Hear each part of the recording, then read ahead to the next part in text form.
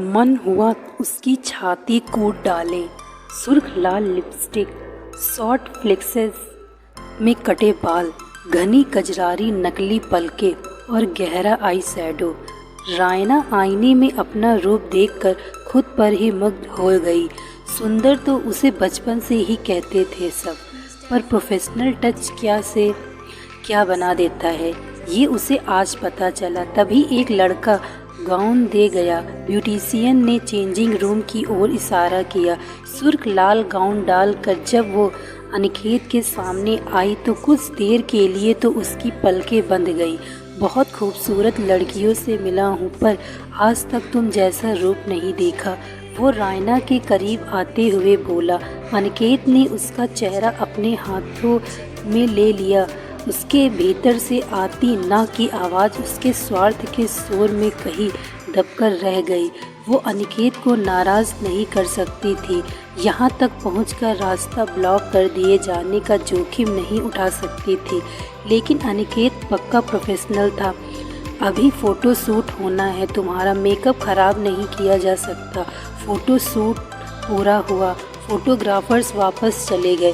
Studio में रह गए अनिकेत और रायना। अनिकेत ने बाहर का दरवाज़ा बंद किया और एक दूसरा दरवाज़ा खोल दिया।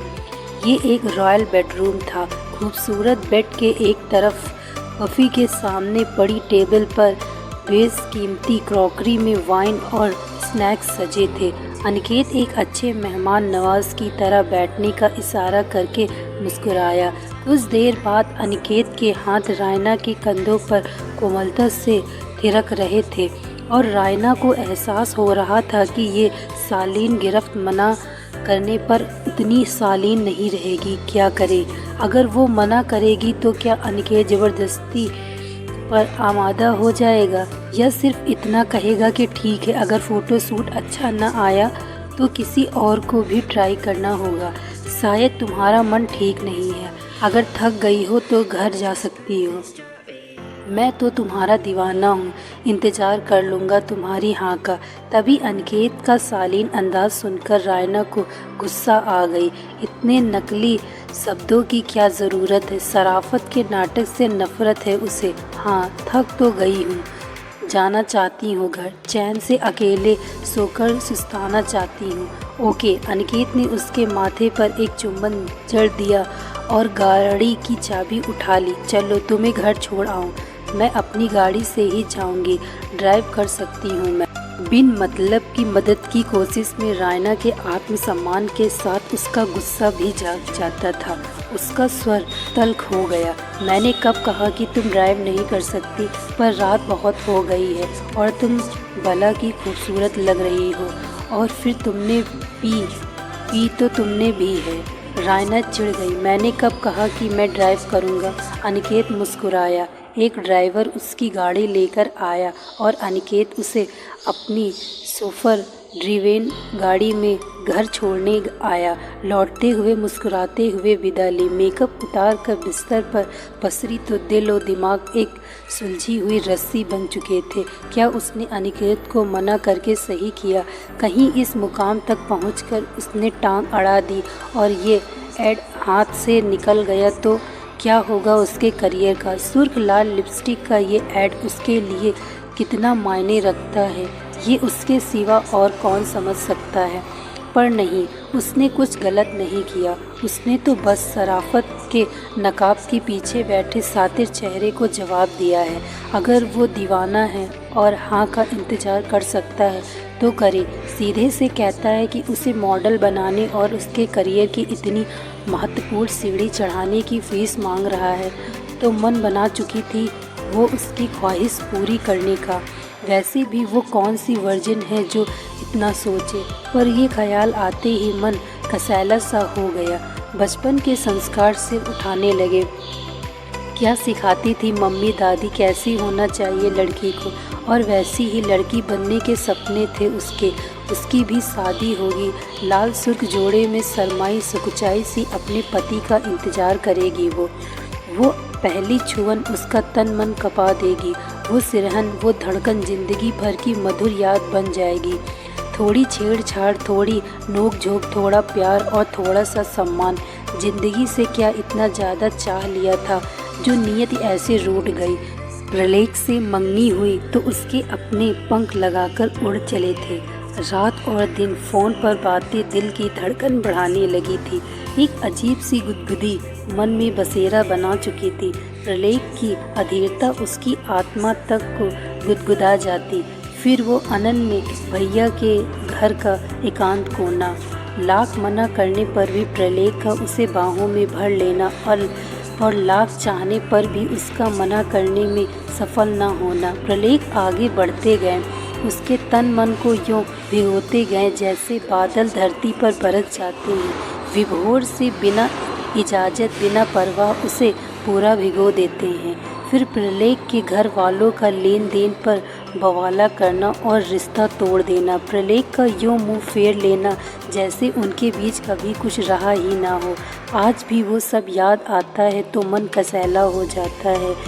जब एकांत में रोई थी उसके सामने तो कैसे उसने कह दिया था कि तुम्हारी जैसी लड़कियों को क्या फ़र्क पड़ता है। जो लड़की उसके आगे सुनने की हिम्मत नहीं थी उसकी अपने कान बंद कर लिए थे। मन हुआ था उसकी छाती मुट्ठियों से कूट डाले, चिल्लाकर पूछे कि पहले तुमने की। मेरे मना करने के बावजूद आगे तुम बढ़े, फिर मेरे जैसी लड़की सब गाली की तरह कैसे इस्तेमाल कर सकते हो। पर मन ही मन घुटकर रह गई थी। जानती थी कि कुछ भी कहने पर सब उसे ही दोषी ठहराएंगे। वैसे ही इतनी बदनामी हो चुकी थी कि कोई उससे रिश्ता करने को तैयार न था। पापा का निराश चेहरा उससे देखा न जाता था। पर फिर इत्तेफाक से एक शूटिंग के सिलसिले में एक प्रोड्यूसर उसके कस्बे में आया। शूटिंग देखने के लिए लगी भीड़ में उसकी पारखी निगाहों ने रायना को चुन लिया। मम्मी पापा जानते थे कि अब शादी के लिए इस कस्बे में रिश्ता मिलना मुश्किल है, तो उन्होंने भी इजाज़त दे दी और रायना एक दो ऐड पाकर मॉडल का करियर बनाने के लिए इस महानगर में शिफ्ट हो गई। पर यहाँ आकर पता चला कि करियर की राह भी कितने कांटों और संघर्षों से भरी है। तब उसने अपनी रूममेट्स को देखा। करियर की ऊंचाइयों पर चढ़ने के लिए उन्हें अपने रूप की सीढ़ी बनाकर ऊपर चढ़ने में, खुद को रिश्वत की तरह किसी को दे देने में कोई गुरेज नहीं है। ये रिश्वत मांगने में भी कास्ट डायरेक्टर्स को कोई झिझक नहीं है। पर ऐसी लड़कियों की भी कमी नहीं थी जो थोड़े में संतुष्ट थी, पर कोई समझौता उन्हें गंवारा न था। और ऐसे लड़कों की भी जिन्हें टैलेंट के अलावा किसी चीज़ से मतलब नहीं था। फिर मुलाकात हुई अनिकेत से, एक एड एजेंसी का एंटरप्रेन्योर। पहली ही मुलाकात में उसका ऑफ़र सुनकर दंग रह गई वो। आप मुझे बहुत खूबसूरत लगी, क्या मेरे साथ एक रात बिताना पसंद करेंगी। इंटरव्यू देने आई मॉडल से पहली ही मुलाकात में ऐसी निर्लज्जता। रायना का मन हुआ था कि एक चांटा जड़ दे। उफ, जब मन पुरानी यादों में भटक जाता तो नींद काफूर हो जाती है। मन ऐसा मरुस्थल बन गया है कि गला हमेशा सूखता रहता है। अंधेरे में उठी और नींद की गोली खा ली। होश आया तो अस्पताल में थी। अनिकेत सिरहाने बैठा था। उसके आँख खोलते ही उसके सिर पर हाथ फेरने लगा। उसे घर छोड़कर वापस जाते हुए वो पलटा। कल जब आपकी लैंडलेडी ने फ़ोन करके बताया कि आप बेहोश हैं तो मुझे एक बात का पता चला। मैं आपसे प्यार करता हूँ। रायना का रोम रोम जल उठा। प्लीज़ बस कीजिए। ये प्यार का मुलम्मा चढ़ाना ज़रूरी नहीं मुझे पाने के लिए। मैं मन मना चुकी हूँ। रायना खुली तो आँख खुलती ही गई। प्रलेख से लेकर रिश्वत के रूप में शरीर मांगने वाले सब पुरुषों का गुस्सा अनिकेत पर उतार डाला। अनिकेत चुपचाप सुनता रहा।